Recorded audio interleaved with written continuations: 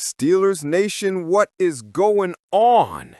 Before we jump into one of the most important updates of this entire season, let me just say this. The team is fighting every single week to improve, to get better, to fix the details, and to stay in the hunt. Pittsburgh is searching for perfection, and we're here to break it all down together. But I need you to do something right now that helps this channel more than you can imagine. Smash that like button so the Black and Gold family keeps growing and we keep bringing you the best exclusive Steelers content out there. Now, buckle up, because this one is wild. The Steelers entered Week 25 with momentum finally swinging their way. The offense looked more comfortable, the play calling had rhythm, and despite Aaron Rodgers being out with that fractured wrist, the unit began finding ways to move the football behind their most explosive weapon, DK Metcalf. Let's be honest, the entire offensive structure of 2025 has been built around him. Pittsburgh didn't just trade a second-round pick to Seattle for fun. They didn't hand him $132 million just to be another guy in the rotation. No. They brought him in to be the identity, the engine, the alpha, the matchup nightmare defense's fear. And then, disaster struck. Midway through the second quarter against the Chicago Bears, Metcalf finished a route, came down awkwardly, and immediately hobbled off the field. You could see it in his face. Something was wrong. Steelers medical staff rushed over, got him seated, tested the ankle, and moments later he was taken into the infamous blue medical tent. Every Steelers fan watching felt their stomach drop. Minutes later, Senior Director of Communications Burt Loughton released the update. DK Metcalf has suffered an ankle injury. He is questionable to return. Just like that, Pittsburgh's worst-case offensive scenario became reality. Already missing Aaron Rodgers, the quarterback this entire city has been waiting to see in black and gold, the Steelers were now without their most dangerous, dominant, and frankly irreplaceable playmaker. And let's be real, this is exactly the scenario everyone feared. Here's the honest truth. The Steelers' receiving depth looks very different when Metcalf isn't on the field. Calvin Austin III, Roman Wilson, two incredibly talented players, no doubt, but both have been groomed as complementary pieces, future WR2 type guys, not immediate go-to alpha targets. Now suddenly both of them have to become the offense. The Steelers' route design shift, defenses stop rolling coverage because they don't fear a 6'4", 235-pound freak running a 4.33 down their sideline. The Bears immediately loaded the box more, challenged the Steelers' young receivers to win one-on-one, and forced Pittsburgh into uncomfortable sequences. And that's where the tight ends become absolutely critical. Darnell Washington has been a revelation this season, a monster after the catch, a mismatch over the middle, and a true chain-moving machine. But without Metcalf, his responsibility doubles, maybe triples. Calvin Freiermuth, Jonnu Smith, all three of these guys suddenly become the foundation of the passing game. Pittsburgh has no choice but to run heavy formations, lean on play action, and use the tight ends as safety blankets for the backup quarterbacks.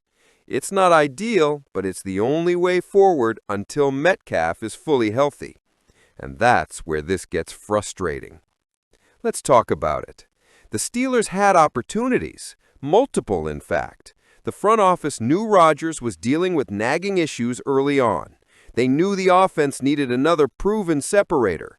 They knew Metcalf was taking on an insane workload. And yet, at the 2025 NFL trade deadline, nothing. Rashid Shaheed, gone to another team. Jacoby Meyers, also moved. Two rock-solid WR2 options, both available, and the Steelers couldn't finalize either deal. And now, with Metcalf on the sideline and Rodgers still unavailable, that decision is staring the organization right in the face. Steelers fans warned them. Analysts warned them. Even Rodgers reportedly pushed for more receiver help. Well, now we're here.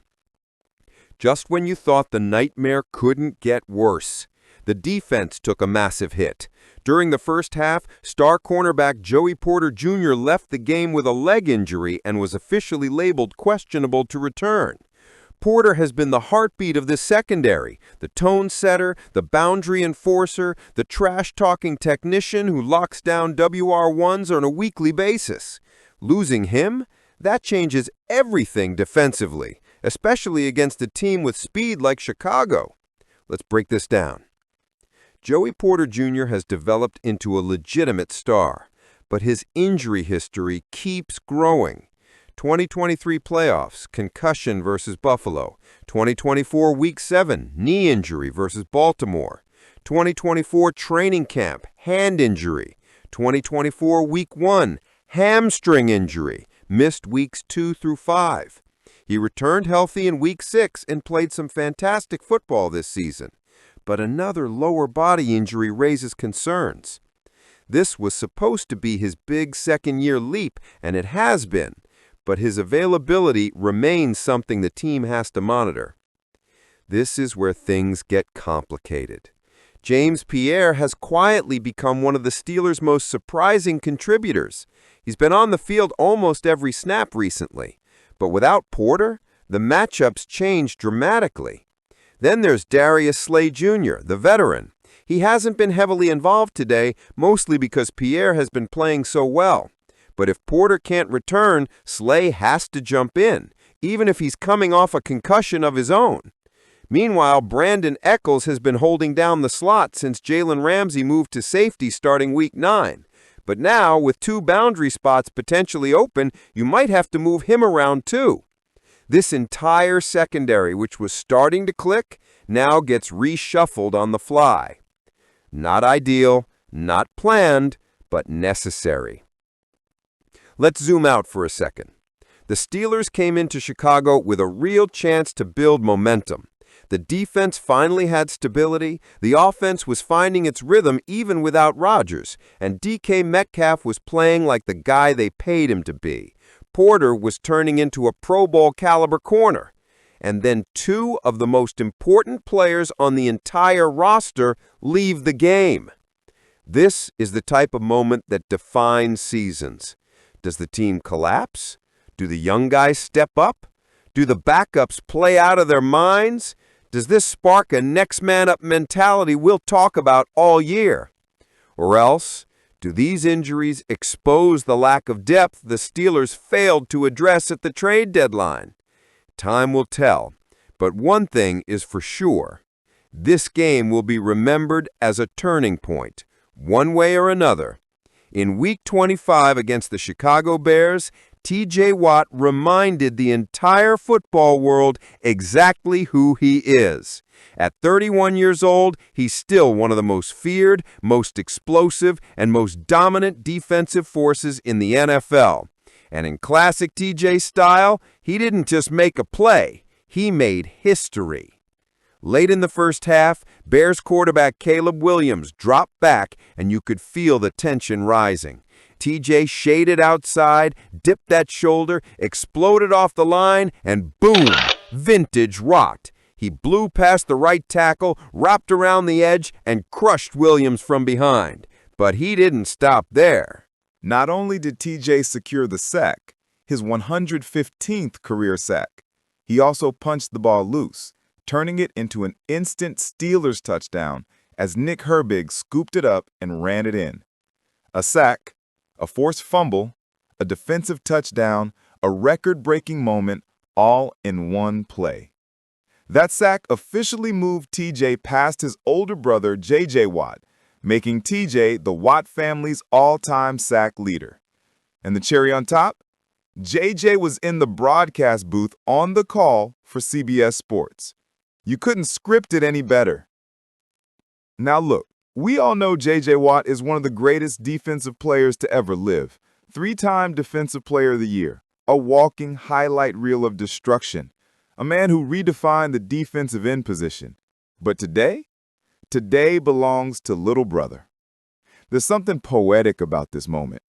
JJ dominated the NFL for a decade. He built a legacy that very few players could even dream of matching. And now, one of the only guys who actually could match it wears black and gold. On the CBS broadcast, you could hear the pride in JJ's voice. You could feel the emotion. But at the same time, you know TJ's sending him a playful text later. Hey, big bro, how's second place feel?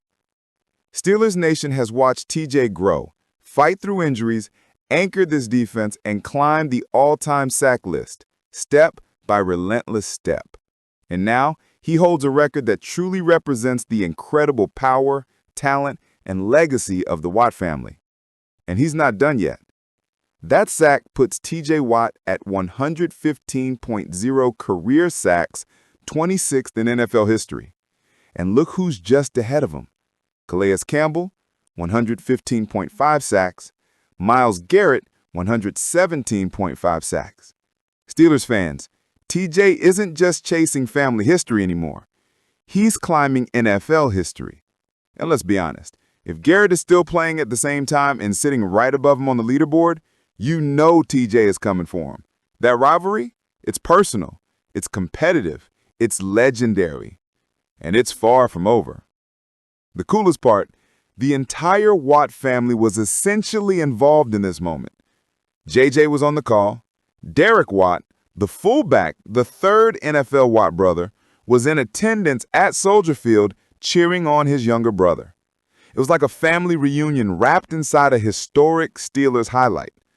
This wasn't just a moment for TJ, it was a moment for all of them, a celebration of a family that changed the game of football from the trenches. But for the Steelers, the meaning goes even deeper. Let's zoom into the present-day Steelers for a second. This team is pushing for a division title. They're playing through injuries, they're battling inconsistency on offense, they're trying to stay afloat in one of the toughest AFC seasons we've seen in years. And right in the center of all that pressure is TJ Watt. He isn't just a star. He isn't just a leader. He is the beating heart of this defense. Every time the Steelers need a momentum shift, he delivers. Every time the team needs a spark, he brings it. Every time the fans start to feel that fear creeping in, TJ gives them a reason to believe again. This historic sack wasn't just a cool milestone. It was a message. I'm still here, I'm still elite, and I'm still carrying this team forward. The Steelers need him more than ever down the stretch. And if this is the version of TJ Watt we're getting, Pittsburgh is absolutely still in the fight for the AFC North. All right, Steelers family, it's your turn. How worried are you about DK Metcalf's ankle injury? Do you think the Steelers can survive multiple weeks without him?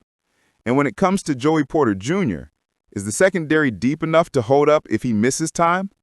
Do you trust the backup corners to step in and deliver? I want to hear everything, your predictions, your frustrations, your optimism, all of it. Drop your opinion in the comments. I read every single one. And before you go, make sure you like this video, subscribe to the channel, and hit that notification bell so you'll never miss breaking Steelers news like this. Steelers Nation, stay strong, stay loud, and stay loyal. We'll get through this together.